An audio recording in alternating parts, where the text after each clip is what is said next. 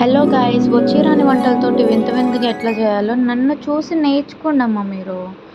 So అయితే నిన్న fish తీసుకొచ్చారనమాట. దాంట్లో ఇది ఉంటే నేను దాన్ని రిఫ్రిజిరేటర్లో పెట్టాను. పొద్దున్నే తీసి చూసేసరికి అది బాయిల్ చేస్తాను డైరెక్ట్గా.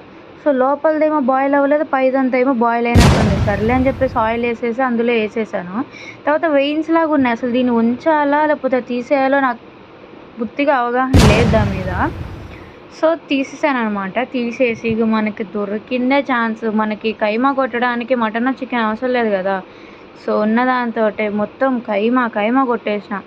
సో నాకున్న డౌట్ ఏంటంటే అసలు దీని ప్రాసెస్ ఎట్లా చేస్తారని నాకు తెలియదు. నేను యూట్యూబ్లో చూసాను. చూసినంత వరకు కూడా ఇవి నార్మల్గానే కనిపించాయి కానీ ఇట్లా బ్లాక్గా అయితే ఏం కనిపించలేదు. ఒకవేళ నేను చేసే విధానాలు తప్పేమో. అంటే దాన్ని కూల్ అయ్యి నార్మల్ అవ్వకుండానే డైరెక్ట్గా హాట్ వాటర్లో వేసి బాయిల్ చేశాను కదా. సో దానివల్ల అలా ఏమైనా అయిందేమో అని చెప్పేసి కుక్ చేశాననమాట.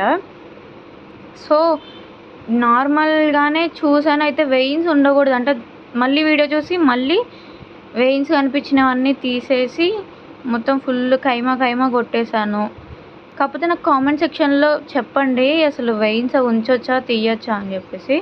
సో ఉప్పు కారం అవన్నీ వేసాను, చూశాను, అన్నీ వేసా. ఏమవుతుందో తెలియదులే కానీ అన్నీ కొంచెం వేసాను. ఎందుకంటే మనం ఎట్లా పారేస్తామని తెలుసు నాకు. సో ఆఖరికి అదే అయ్యింది. సో అంతే గైస్. అసలు ఈ వీడియో అంతా చూసిన తర్వాత మీకు ఏమనిపిస్తుంది? నాకు వంట వచ్చి అనిపిస్తుందా, రా అనిపిస్తుందా? కామెంట్ సెక్షన్లో కామెంట్ చేయండి.